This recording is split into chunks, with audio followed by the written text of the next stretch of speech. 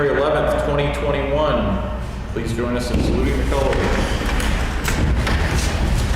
I pledge allegiance to the flag of the United States of America and to the republic for which it stands, one nation, under God, indivisible, with liberty and justice for all. Okay, our first appointment is the Recreation Director, Paul Butler, regarding summer camp.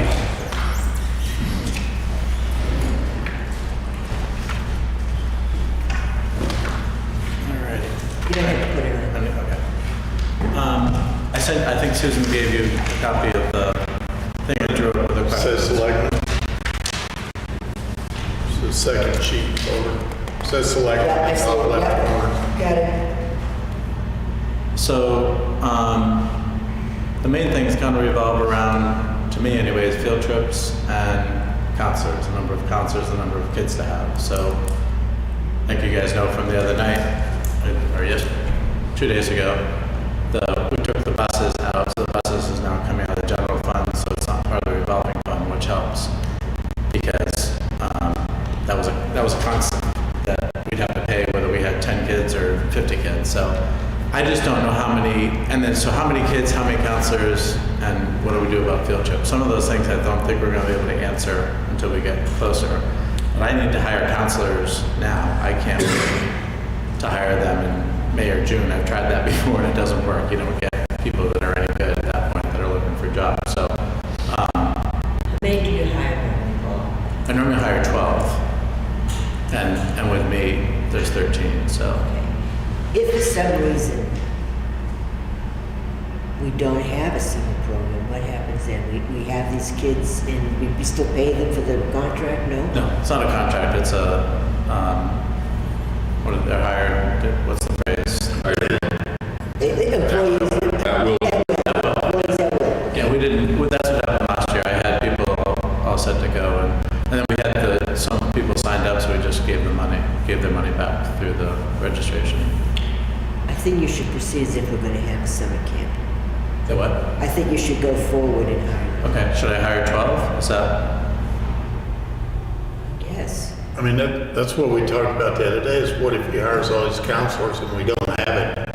Is that fair to the counselors? I mean, just, Well, then you'd have it to. keeps them from taking other jobs that they could possibly. I think you tell them when you hire them, there's a chance that you may not open. Right. You know, we'll hire you, and this That's is going what to we're make it going to. really tough to get counselors. Well, but you want to be honest with them. You know what I'm saying? But by the same token, that's not to say that you may not come up with some creative alternatives. I mean, you did for this year, Right. like the movie night. That was something brand new. And you seem to be creative in that respect, so.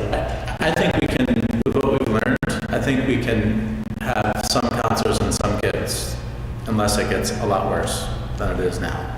I think we can be pretty safe, but I don't know that it's more that, and you always have to think about when it's raining for a camp, because, you know, if it's nice out, they can be up in the field, they can be at the beach, they can be on the playground, they can be all over the place, but if it's raining, really raining, and they're all inside, that makes it challenging, COVID or not. Like you have a new building that was, A new what? you have a new building that was put into function by the Eagle Scout project. So It's beautiful, absolutely. But so that's the issue, I think.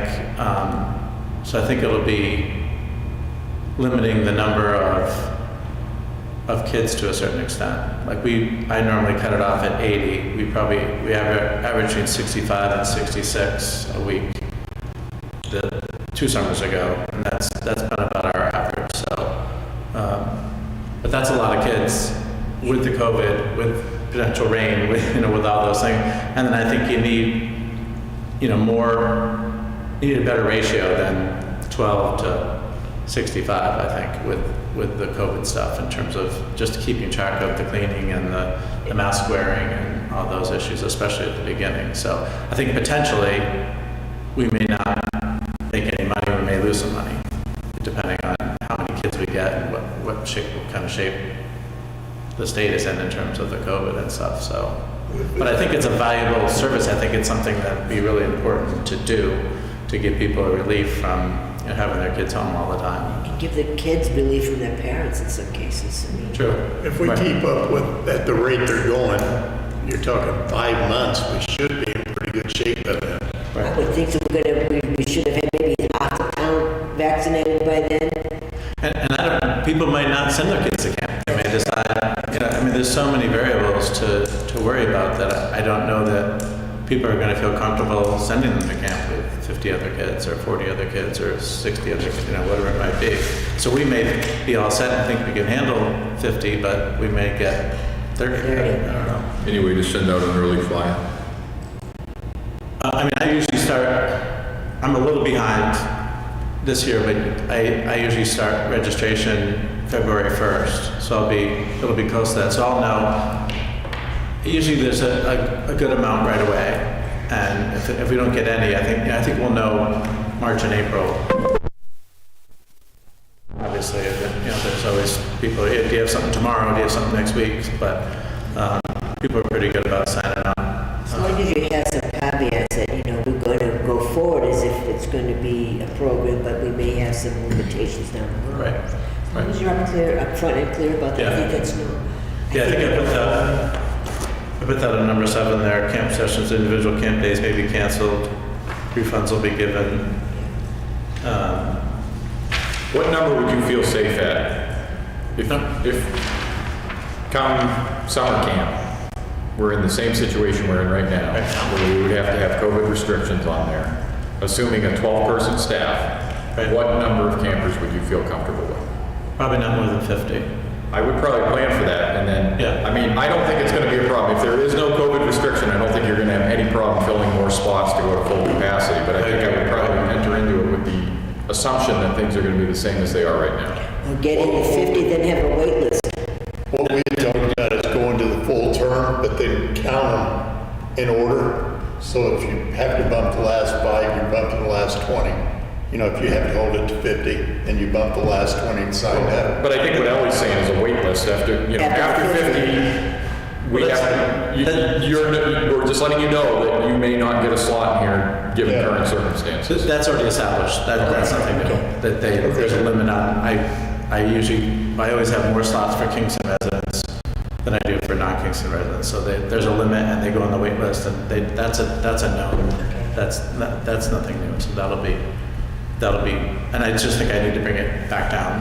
If I think 50 is good, then maybe 30 slots for Kingston residents and 20 for non-residents, something like that. So would it be self-sustaining with 50 campers? Would that cover the cost of the rec program? No. Okay. It'd be close. Well, if we got 50 every week, You probably break even then. yeah.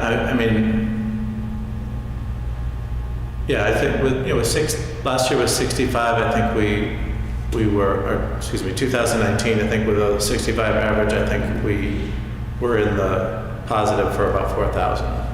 So I haven't done the numbers to do it, and that's one of the questions I have is in terms of the rate. Do I keep the rate the same that it was last year, or was going to be this past year? And I see restaurants having a COVID surcharge. I think people are, okay, you're putting more counselors on because of these restrictions. I don't think it's unrealistic to cover our costs based on those numbers. More Yeah, more cleaning, cleaning, the more mask cleaning wearing, all that supplies. stuff adds up, and it requires more people there. So, if there's a situation where there's someone who can't afford that increase, then, we take that on a case-by-case basis. But I think it's not unrealistic. And the rec program is already a pretty good deal to begin with. oh yes, So, it is. Yeah, if you have your kid come from 7 to 5, I think we did the math on it a few years ago, and it was like $2.50 an hour or something. Ridiculous. Exactly, it's a So- deal. And with families with more than one kid, we give discounts for the second and third kid, so we keep that.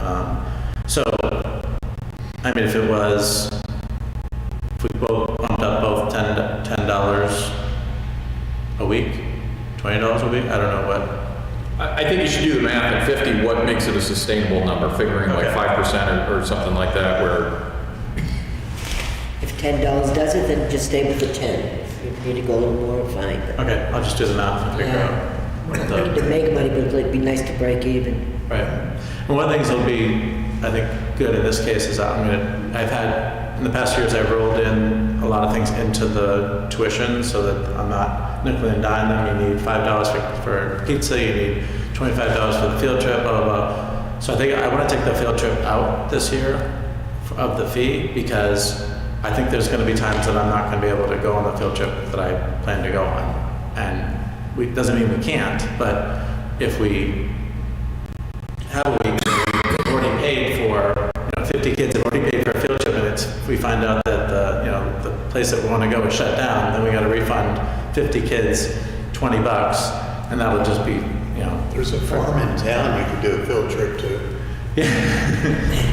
You got to have enough to do for 5 to 14-year-olds for at least 3 hours, so it's a little challenging, but. Teach them how to milk cows. But I think if I take the field trip out, yeah. Just remember when you're figuring the rate, not only to pay your councils, but you're probably gonna have to buy some masks. Right, okay. Because some kids will show up without them. Yeah, I was just gonna ask, are we providing the PPE?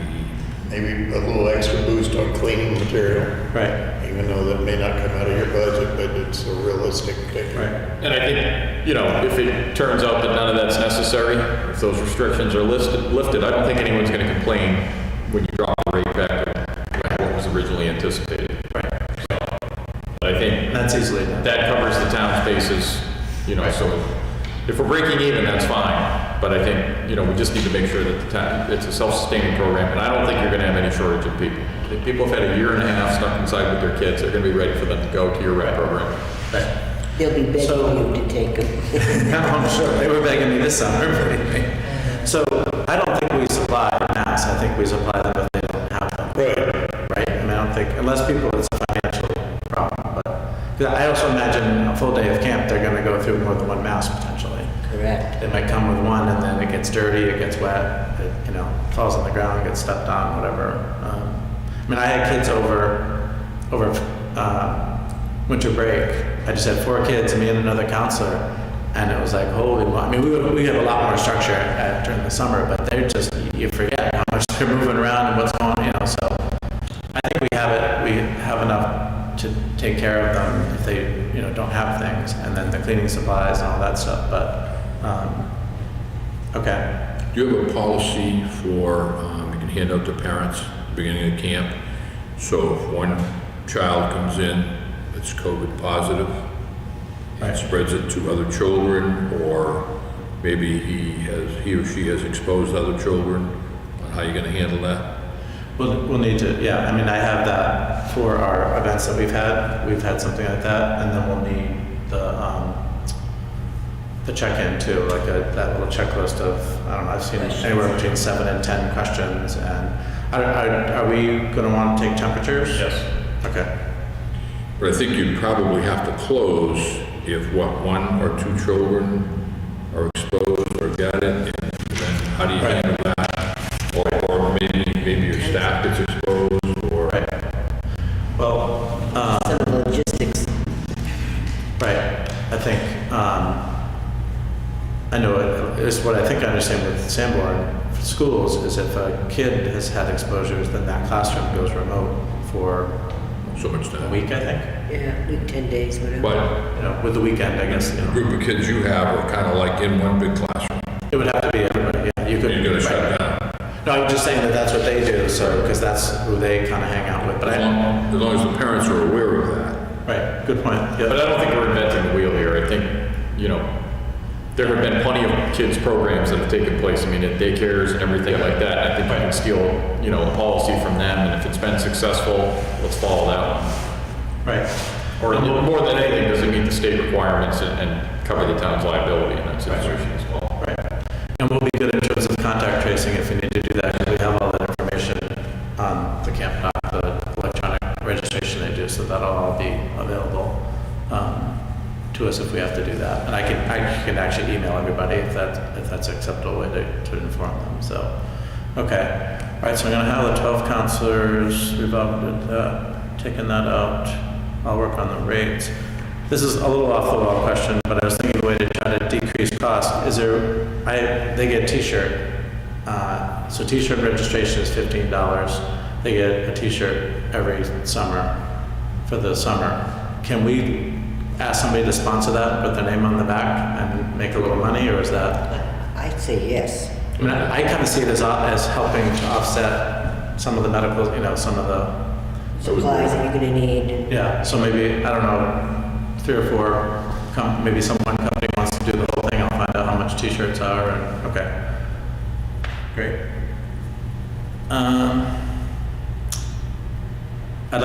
We've had an early drop-off fee of $5 for the week for one child, or $5 per day, $20 for the week per family. I'd like to just get rid of that. I'd just like to make the camp hours like 7 to 4:30 and not worry about $5 and $10 there.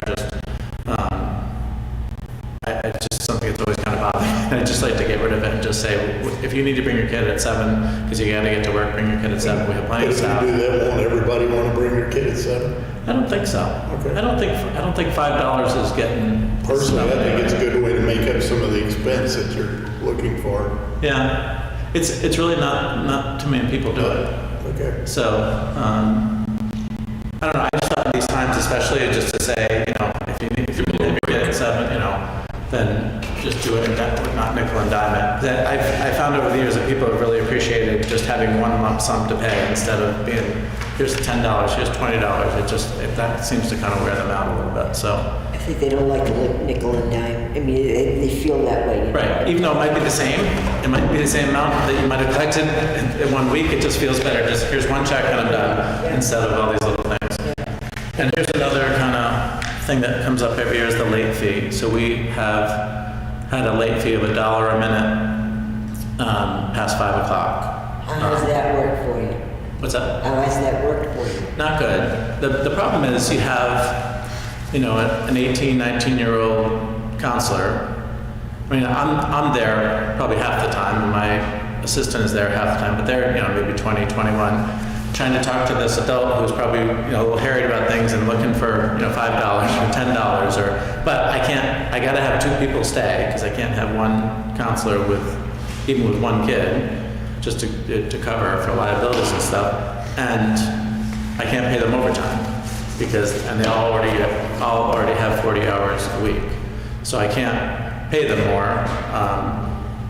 So I don't know if anybody has any creative ideas about what to do. I think daycares do things like that, like $1 a minute. That's something we've done, and I'm fine to keep that, but I just wondered if anybody had any other.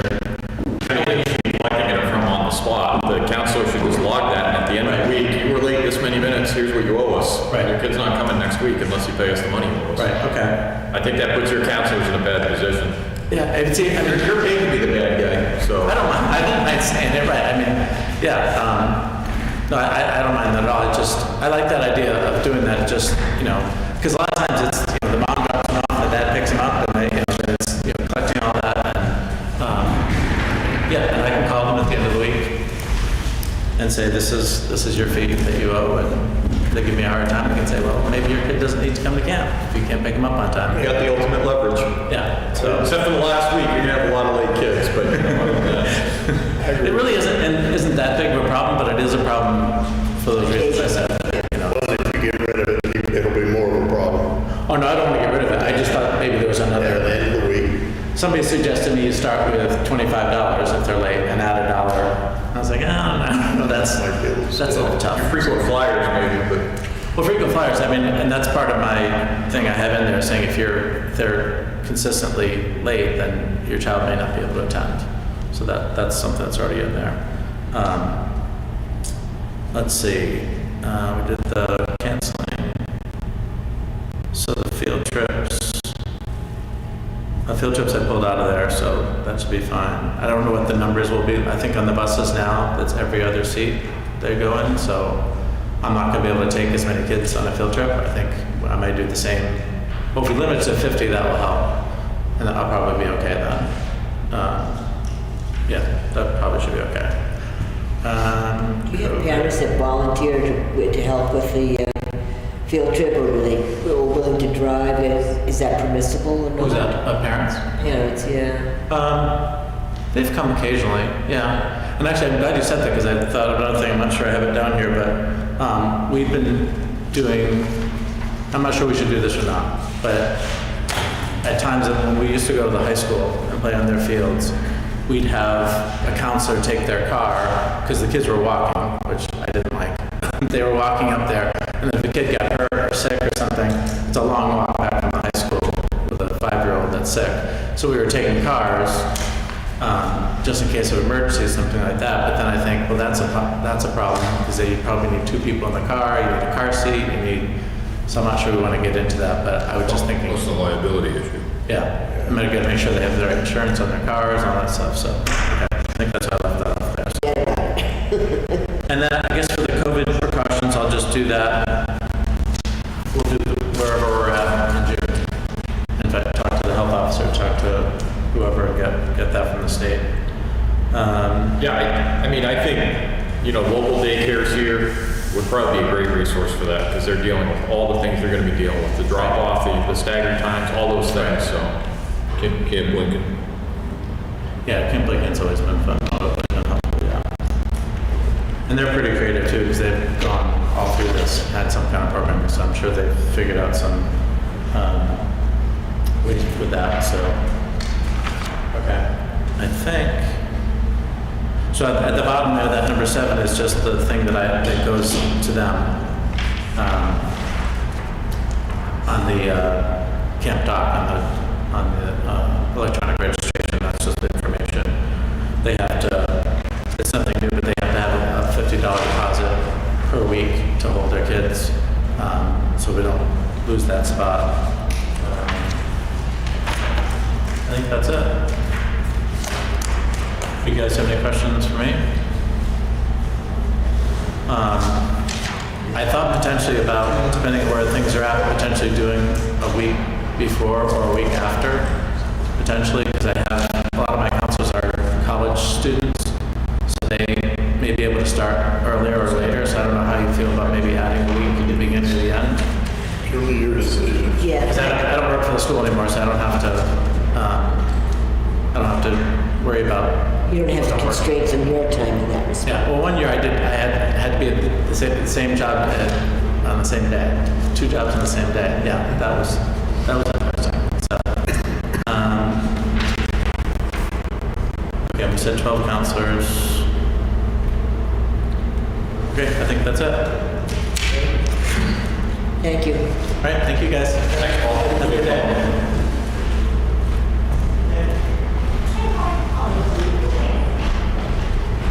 Okay, next up is our moderator, Ellen Faulkner.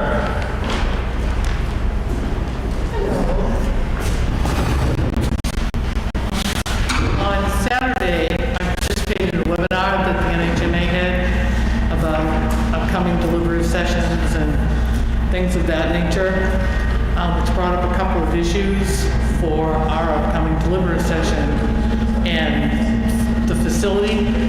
So I wanted to bring some of that to your attention. Am I talking too loud? No, they're talking in back there. So I can bring up some of the issues, and then you guys can work them out with the facility. I'm going to call Dan Doyle, is his name? Dan at some point, and I'm going to go over and have a chance to look at the way it's set up and things of that nature. But one of the issues is that masks will be required again, and social distancing and all that. But like the election, anyone who's unwilling or unable to wear a mask, you need to allow them to participate. They suggested a different room because of air quality issues and things of that nature. This is the deliberative session. This is just the deliberative session, no other sessions, nothing to do with budget or anything else, just deliberative. Yeah. And so my question is for the Board of Selectmen to find out if, I think they had the same kind of setup in the library or something, so that people could also hear what was going on. I'm not sure. So that would be the question that was asked. If not, we could segregate them in the same room, but they said that's tougher and that becomes an issue, and you still have to 6 feet distance them, and that could become a problem. So I'm bringing it to your attention. You guys are technically in charge of the facility, to see what can be worked out. So I'll then know too. Yeah. Most recent contentious issue was where they had a packed house, but I think as a fallback, there's that balcony up top, and there can just be a row in the very back of the balcony it up. I haven't been there for years.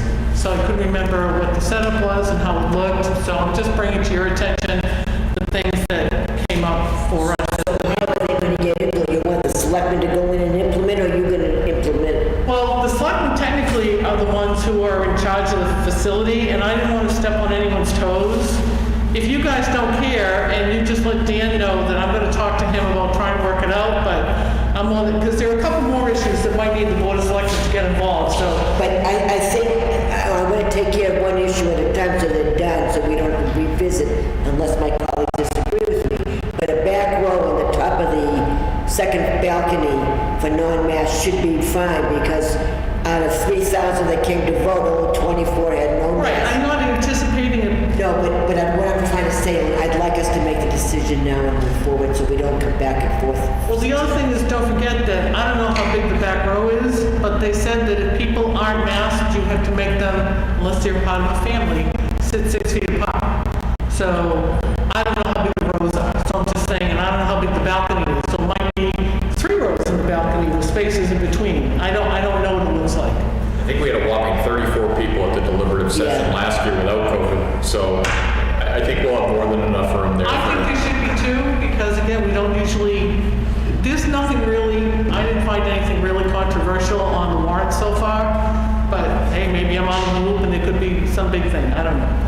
Now, before we go on that one also, the school requires us to have masks. Is that, we're overriding that because it's this town deliberative session? Again, it's a voting thing. So even though we were in the school before, now masks are going to be required, but it's again, because everyone has the right to participate and vote, if people want to come to that building to vote in the deliberative session and not wear a mask, you have to let them. Okay, so I think the back 1 or 2 rows for non-masks should be enough. But we are going to have to set up a separate entrance. And I don't know where the access is for that back balcony. You gotta march into the school with a balcony. You gotta They have march. to come right in and go up, right? I don't know that there's another way to get So up. they didn't want you to use the gym? Well, I thought you guys had already set up to use the other meeting room. Yeah, the auditorium. For deliberative, that's all set.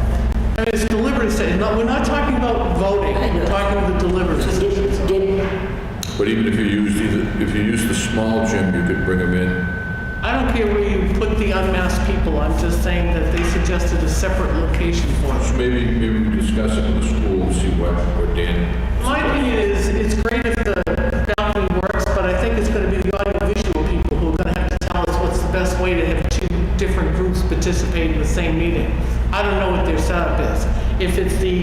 If the upstairs balcony is the easiest way for them, I'm fine with that, but. But they'll come in the same way as everybody else. That's the problem. Don, you mind just helping Ellen liaise Sure. with Dan Doyle and Yeah. I mean, some of the other problems you may get into is handicap accessibility. There's one elevator, where you come in there, Okay.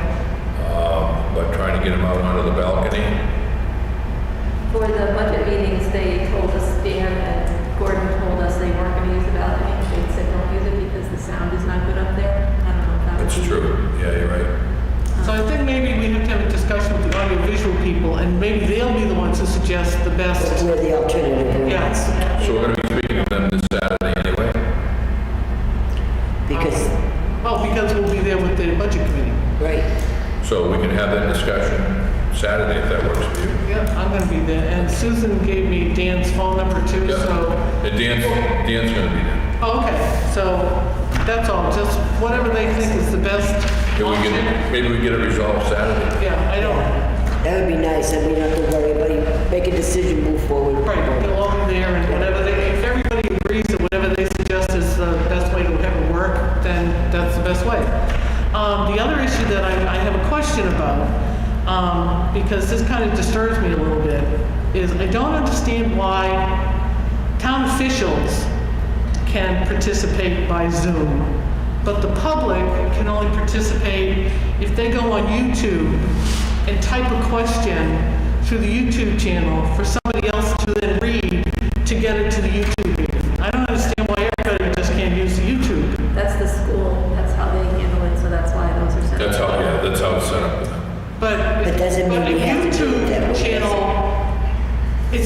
their own, Susan can set up the YouTube channel, and they just have to log into it. Anyway, I'd like to, I think with that, if I remember what he said, didn't that control people hacking in and doing things or saying things? Anybody was inappropriate, that's why I wanted to. Yeah. I mean, yeah, because that way they can pre-screen. I don't know that we can do that, to be honest with you. I don't know if that's kosher. I think we have that discussion with them. that's my thing. Can we just talk to them about that to find So out? you're saying for the budget portion or for the deliberative? Just the delivery session. I think for the deliberative, it has to be with Zoom, because someone could come in here and be inappropriate, but Right. that's a public meeting. I mean, I that, mean, whoever's running the meeting on Zoom can mute anybody. Yeah, and if someone So starts to if they say have something, an just cut them off. I think it has to be Zoom because we can't let them not participate. They have to be able to vote. And I find it awkward that they're gonna type their comment, someone's gonna say their comment, and you could inflect it wrong and give it, I just think it's an issue. So if we can work that out, that it's a Zoom meeting, if you want, now here's the other glitch. If you want to log on and watch the meeting, and you can participate by asking a question or whatever, then that allows the same participation that anyone who wants to, who doesn't want to come in person. The so only, doesn't that negate the mask issue, if they can log on to Zoom? Oh, yeah, it does, because they're not certainly there. does. That's the point. If somebody doesn't want to come because they don't want to put themselves in a situation where they don't want to wear a mask, some people may come because they want to make the point of not wearing a mask. And you have to let them. I mean, that's their right to do so. But I think the school's been generous. I know nobody thought I would ever say that, but the school's been very generous allowing us to use the facilities. I think we have to respect the fact that you need a mask to be in there. So if someone can come in via Zoom, if you could talk to the state and find out if that suffices as access. I'm going to tell you why it's not. Next. If there is an issue at deliberative session where someone changes the amount of a warrant article and they need the body to vote on that, you can't vote by Zoom. You have to come to the building. The legislature did not set up a process by which you can vote by Zoom. They were very clear on that. How has the planning board been voting for the past? Because that's not a deliberative session. And it's the planning board who's voting, not the public. But for the Zoom meeting, there's no way to clarify that someone's a registered voter. So the legislature did not set up in some of their changes for deliberative sessions and stuff, did not set up that there is an avenue for someone to vote by Zoom. So in order to vote, if anything comes up like that, I'm going to ask the body at that time if we can delay the vote for 15 minutes, move on to the other articles to allow people to come. If it's that big an issue, that they need to come vote on it. But that'll happen at deliberative session. But so people can participate, they can ask questions, they can watch the meeting, but if there is a vote to change any of the articles at deliberative session, they can't do it by Zoom. They must be present.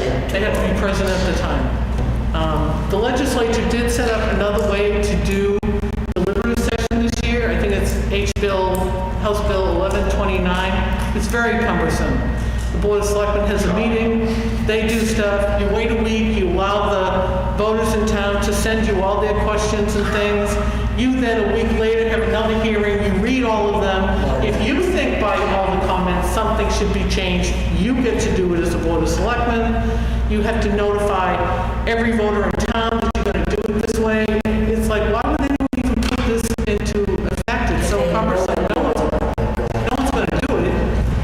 But anyway, so there is another way. If we get a plane dragging a sign flying around town, does that serve as notification or? Apparently Can you not. specify that? And they also specified that if you had 3 voters all living at the same address, you had to send 3 things to each individual voter at that address. So that's They really easy. thought that one out. Yeah, and then there was another way, we could have postponed the deliberative session, and the Senate passed it, and the House was supposed to vote on it last Friday, but they put it off until whatever the date is. It's after everybody has to have their deliberative session anyway, so It's that's a muted. little, The whole thing is muted.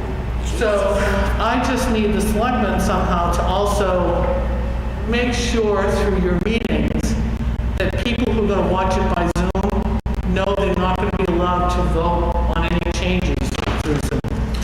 So if we delay any item that is going to be voted upon till the end of the deliberative session and give ample time for them to attend the school, and then I guess we would have to have someone at the door to guide any maskless participants who shouldn't be maskless, but if they insist on being maskless, we will escort them to another area to vote.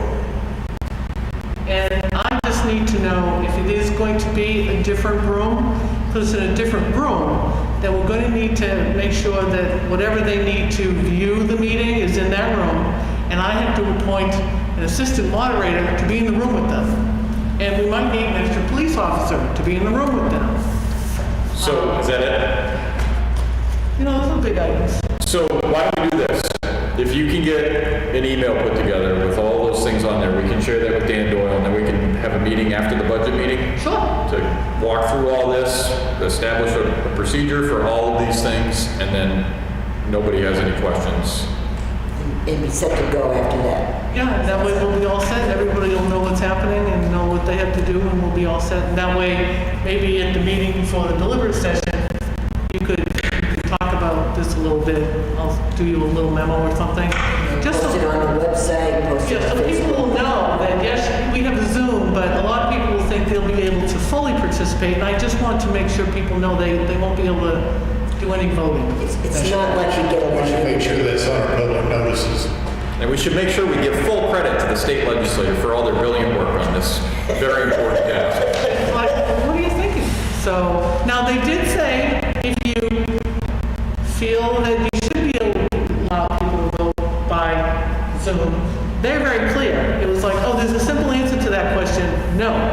But they said, on the other hand, feel free to contact your attorney. But I think your attorney's going to contact the people who've been dealing with it. They've already told us no. So, but I leave that to the board. But I don't enjoy that one. I don't see a lot of controversy this year in the warrant article that says. Say that. I know, that's like the kiss of death.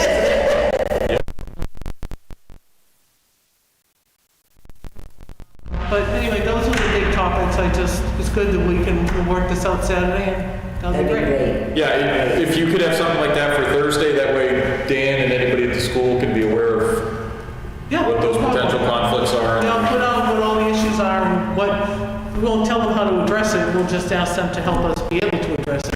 Because we don't want to screw up their stuff, but I don't understand why we can't use Zoom, because as everyone says, if somebody wants to say something bad, they're going to say it anyway. You just And that obviously is the school district way to handle some of the issues. I get it, I don't want to step on the school's toes, because you're right, they've been very accommodating, but on the Yes. other hand, I think it should be one or the other. I don't think town officials should be able to do it one way, but the public has to do it a more cumbersome way. That's just my opinion. So. Okay, thank you.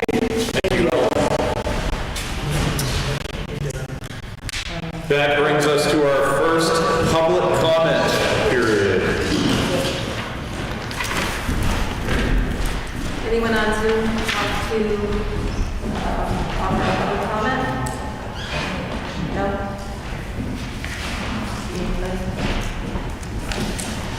Public comment, Dan? Good. Thank you. I just wanted to be here if you could something for me about town. I have to order my ballots and stuff, so we're good. Okay. Thank you. Okay, old business. The treasurer, deputy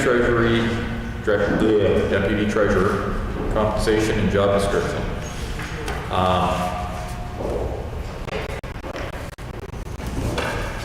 Who am I turning the floor over to? I would recommend that this is a good job description. I would say we go with this.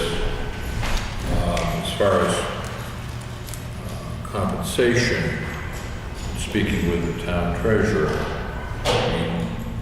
$50 a trip. $50 a trip, and so talking a couple. For the assistant. $50 for the assistant and any time she fills in for her. Yeah, $50 for her to cover. So we're talking, You're talking $200 a year. she said 4 or 5 times a year that she's out of town for the week. So we figured it was a minimum amount of money. If it gets to be more, then we have to readdress it. Okay. I'd recommend we leave it the way it is, and to adopt this policy. And the assistant was happy with that. Yep. Okay. Okay, is that a motion? That is, Second. Okay, motion and second. Further discussion? Hearing none. Roll call vote, please. Alessio? Yes. Briggs? yes. Coombs? Yes. And Wilson? Yes. Okay, next up, new business. There are committee appointments for the 7090 appointment forms. And this is in line with what we established when the town decided to adopt the 7090 policy, or a tax incentive, whatever you call it. So, any questions on that? Everybody's been contacted, has agreed to do it, and we're having the first meeting first Monday in February, I believe is what it was. They're waiting that long. Well, I think that's what we had said at our last meeting. That's what the hearing is. The hearing is in, but they need to just, We can do it quicker. We've That's got what- Marty and Susan Prescott on Zoom if you have questions for them. Use your words, Ellie. What's the matter? you know, No, we talked about the last meeting. yeah, that's the hearing day, not for them to meet for the first Oh, time. I Your think so. committee should be I can do that. Everybody on that group is retired and around, so that's it's, awesome. I guess it just seems like this has been going on and on and on. that's fine. Well, we know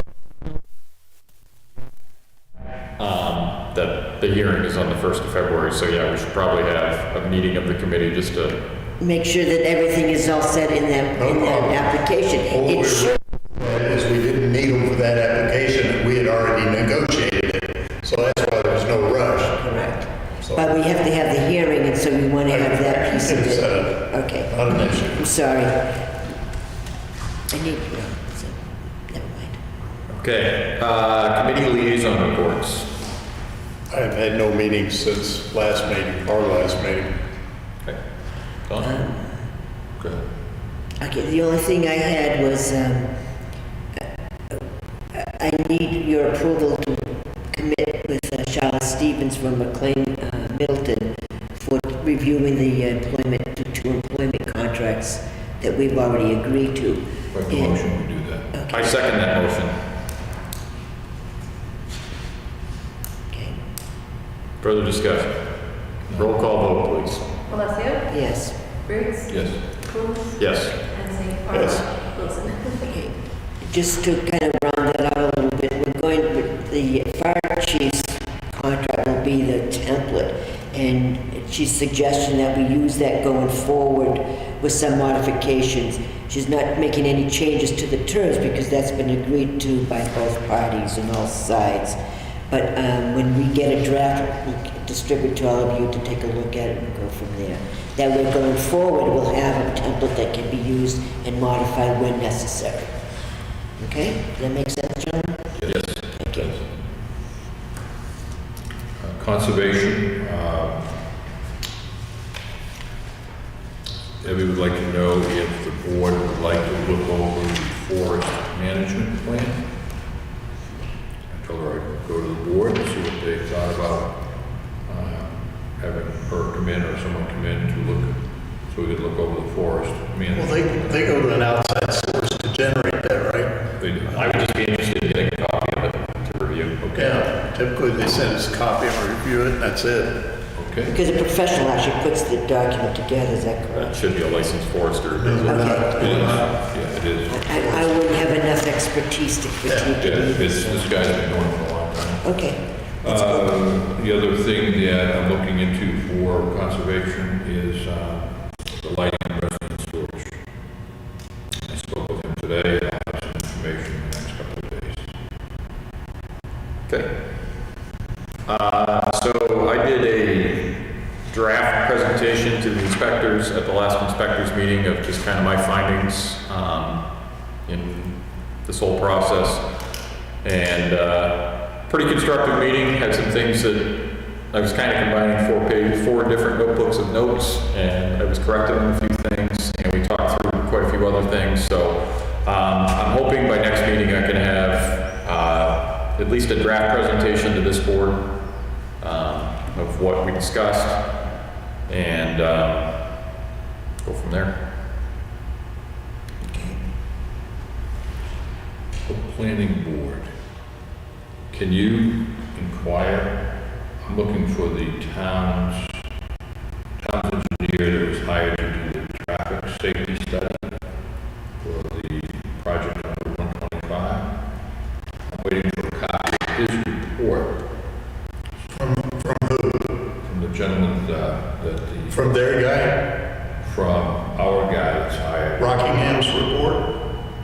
Yeah, the gentleman that's hired by us to look at the same. I think Rockingham was hired by us to do it. Rockingham Conservation.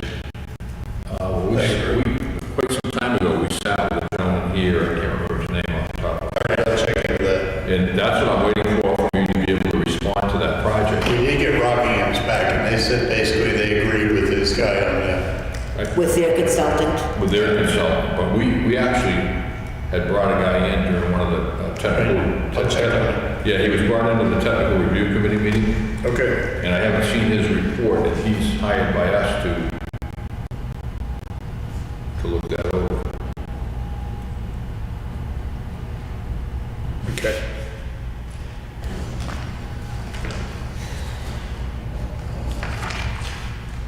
Okay, the draft warrant, most recent draft. One comment immediately is each one of these is supposed to have a cost per tax dollar under it. Yes. Right. Yeah, Sydney's got that made up. I haven't gotten into that yet. I think she has a different formula. Yeah, I saw one before that had it, but it definitely needs to be done before we. If you look at the language on, I think I mentioned it to you in an email maybe, the ambulance, we talked to our contact at the DRA. She suggested maybe this being specific about what the funds can be used for wasn't necessary. Also, the sentence she wanted to put in, she thought was unnecessary, I haven't heard anything, but I didn't know if you wanted to look at those again or leave it all as is. So what's in red on the article is what you're questioning, Susan? Yeah, the red part.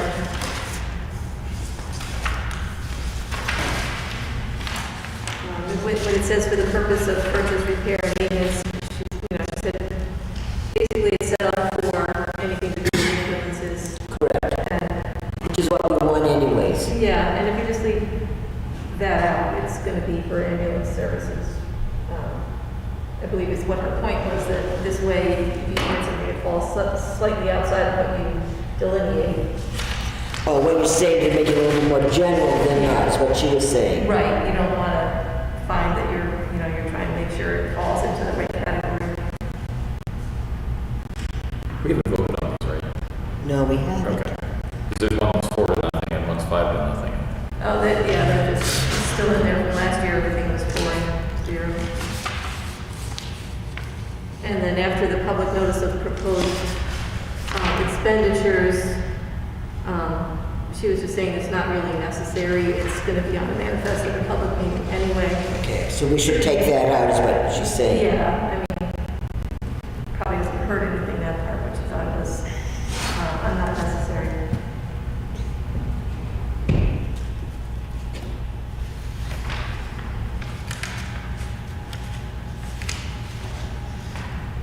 Okay, any other comments?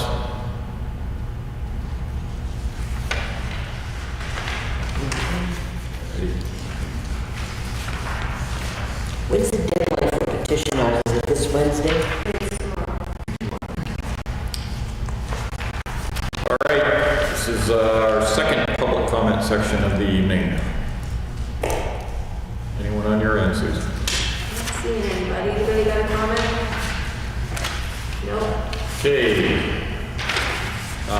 So correspondence, received a letter regarding some town-owned lots where do we stand on that? I believe, Greater discussion of a policy regarding this. I don't think we have a policy, according to our attorneys, it's a case-by-case basis, right? Kevin was trying to finalize that, I thought. Oh, he was finalizing, I thought, We sent it to Summer. We Right. did send it to Summer. Yeah. Oh, all right, there still is some, okay. Yeah, he had a comment, came back here, and you guys adopted it as it was. And so it's basically the steps of the RSA. That's correct, that's But now you have someone that's actually asking about property, so I know we were gonna look at the lots to make sure that it wasn't a piece of property that was usable by the town.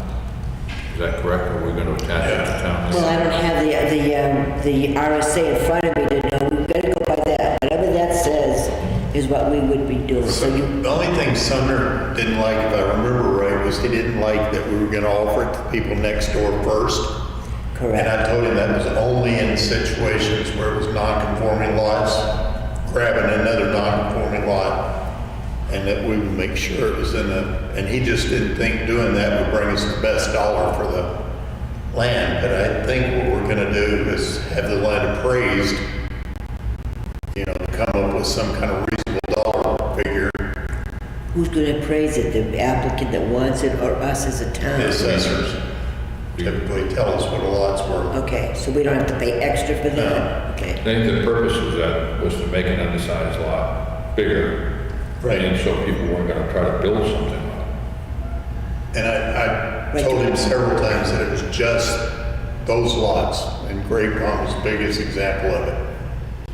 So why don't we do this? Why don't we table this till next week when St. James is here?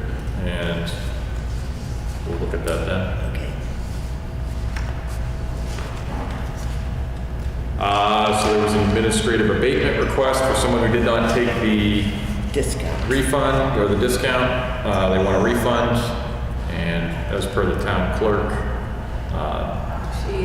her comment was that she didn't think it was, you should, because she's asking for the refund after the due date. After the deadline. After the deadline, so, and it's not a lot of money. and it was through the payer's error. So in the past, we have not approved that. Signature is going around. If you would like to sign that, you may. I don't think we need to take a formal motion on it. Apartment comment sheet. Are the new plans in for that project? Yeah, they're downstairs. Yeah. So, I just picked mine up. All right, I'll take those unless someone else wants them. The big one. Yeah. Did you take that with you? I took the one from the police department. I've There's got, probably a spare one down there, like for. I don't know what you're talking about. The 266 Route 125 revised plans. Oh, For the meeting on the 19th. That's why I was inquiring about any updates from our traffic control person. So I'll pick those up from you. I'll grab those tomorrow. There might be a spare one downstairs you can take tonight. I'll look. Okay.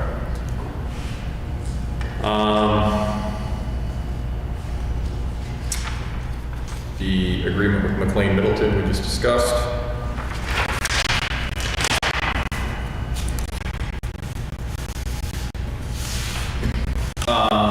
So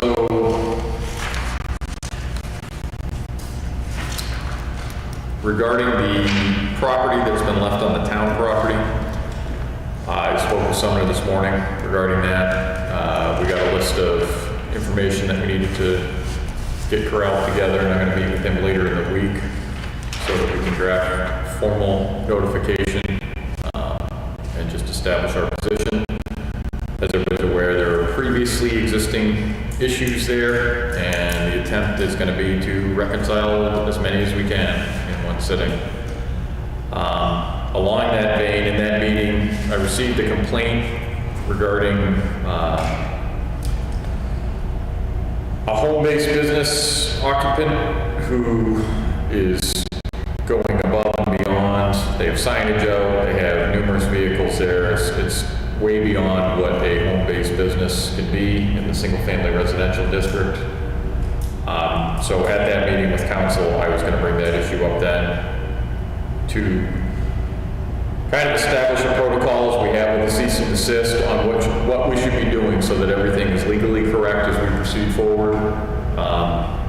And we'll generate a checklist from that so that if this instance comes up in the future, we did have one complaint on another piece of property where someone was operating a home-based business, and even though we found that it wasn't in violation, at least as far as the select board saw, this one, in my opinion, most definitely is. If this comes up again, as there are numerous other ones in town, we'll have a path for the code enforcement officer, the building inspector, or whomever, to take action on it and follow the legal path. So unless the board has any objection to that. And I guess, I'm assuming the board has no objection to me meeting with council regarding the other issue.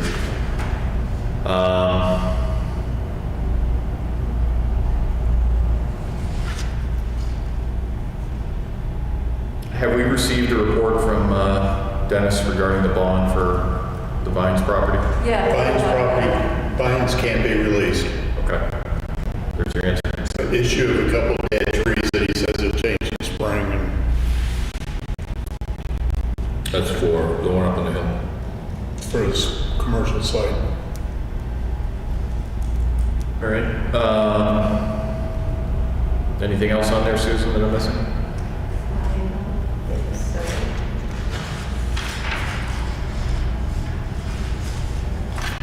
All right, I'll entertain a motion on the minutes. I move we adopt the minutes, both public and non-public as printed. Okay, motion and second, further discussion. Roll call vote, please. Alessio. Yes. Briggs. Yes. Coombs. Yes. Wilson. Yes. Okay, minutes pass. Are there any non-public items that need to be discussed? What about, Chris Pierce?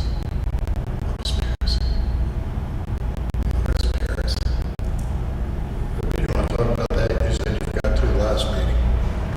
Yeah, that would be a personal issue. That's what I said. You want? Personnel. Okay, is that a motion? Yes. Second? Second. Okay, we have a motion and a second to go to non-public. Roll call vote, please, Susan. Alessio. Yes. Briggs. Yes. Coombs. Yes. Okay, we have a personnel issue to discuss, so that will conclude the public portion of this evening's selectmen's meeting of January